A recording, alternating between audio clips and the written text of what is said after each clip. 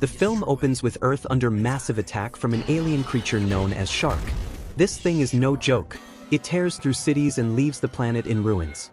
Just when humanity is on the brink of collapse, a team of giant robots appears from space, swooping in like saviors.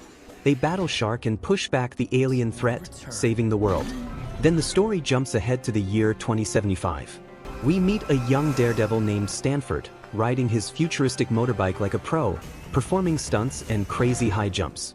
Riding alongside him is his friend, Eva, who cheers him on.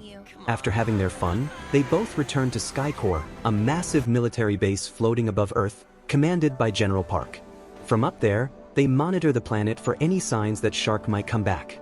Inside the command center, one of the officers reports that 2 new mechs are approaching Earth. They only appear once a year, and they choose their own pilots. So, General Park orders his team to deactivate the global defense ring temporarily, allowing the 2 robots to safely enter Earth's atmosphere. The excitement builds as General Park announces that it's time for new pilot selections. The young cadets at Skycore start preparing, knowing this could be their one shot to become real mech pilots, or mechades. Meanwhile, poor Stanford watches from the sidelines. He's not even allowed to participate because, well, he's just a janitor. It crushes him, but his mom, who also works at the base, comforts him. She tells him he can at least intern as a mech technician alongside Eva. But deep down, that's not what he wants. He wants to fly. Later, all the students line up on the field, excited and nervous. The 2 massive robots land with a thunderous boom, and everyone stares in awe. These mechs will choose their own pilots from among the students, a life-changing moment for whoever gets picked. General Park encourages his daughter, Olivia, to give it everything she's got. It's her last chance before she ages out of eligibility. Then comes a gutsy moment. Stanford sneaks into General Park's office, begging him to let him join the pilot selection test. The general coldly rejects him, saying he's not qualified and doesn't belong there. But Stanford's got that underdog fire burning in him. He's not ready to give up. So he asks Eva for help. Together, they sneak into the gear room and steal a pilot uniform. Stanford disguises himself as a trainee and slips into the lineup with the others. The atmosphere is electric. The 2 giant robots stand towering over the cadets, scanning each of them.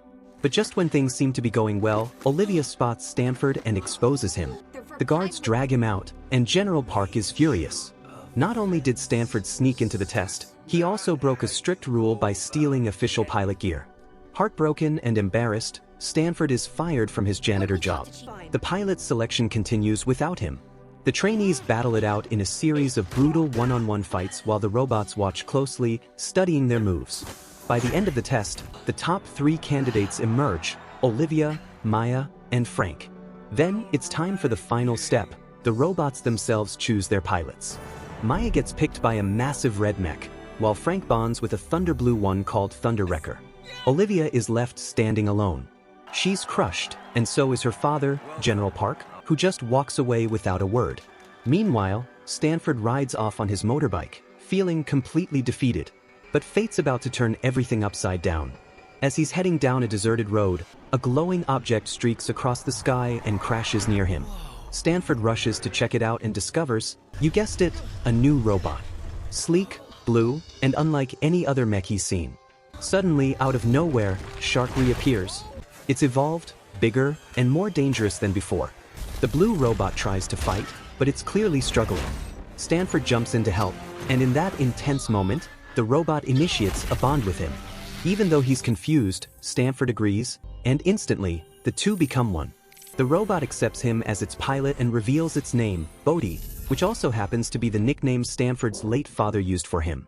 Then things get even crazier.